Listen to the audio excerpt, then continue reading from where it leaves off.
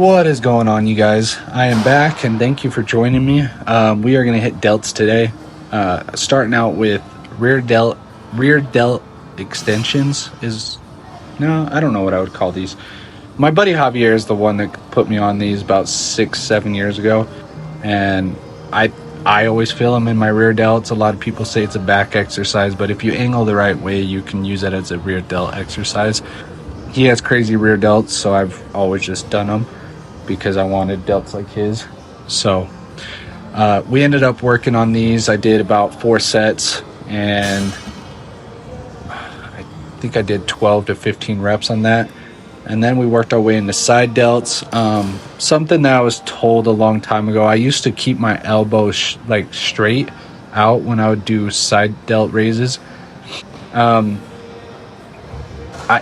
not necessarily wrong, but I was told that if you bring your elbows up before your wrists and keep your elbows bent, then you're going to get more out of it.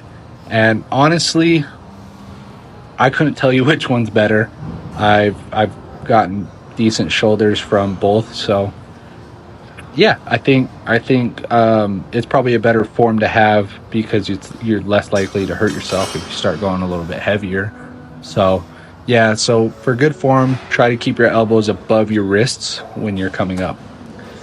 I do see a lot of people bring their wrist above their elbows beforehand, as it comes up, and it kind of, one, it looks goofy, and two, it's just bad form to begin with. So I think I did quite a bit of reps on these, but I went to failure on them.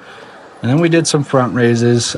Something my shoulders don't need is a bigger front shoulder cap, so I didn't go crazy with these. I think I only did 3 sets of 12. And then yeah, I think we just worked on that for 3 sets. But on front delts, you know what's funny is I'm not very strong on front delts, but they are the biggest thing on my shoulder. Like, obviously most people, their front delts usually the biggest, but my side delts are pretty strong as well. As you can see, I don't have much of a rear delt. So I don't train my fronts very hard because I'm trying to get my rear delt to catch up, and obviously it's going to look funny and horizontally weird with it being so strong in the front. So but yeah, that's been years I've been working on my rear delts, and it's just not coming in as well as I would like it to be. So after this, we ended up going to the machine that I always talk about that's always taken up, but it's Friday, so nobody's at the gym. And I love this machine. Hammer Strength, again, they do it the best.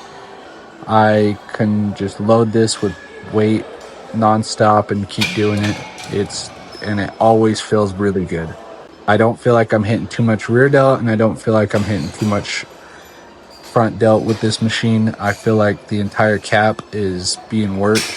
I notice when I do overhead presses, I do not do a good, I'm very, very weak with overhead presses if it's in front of my face.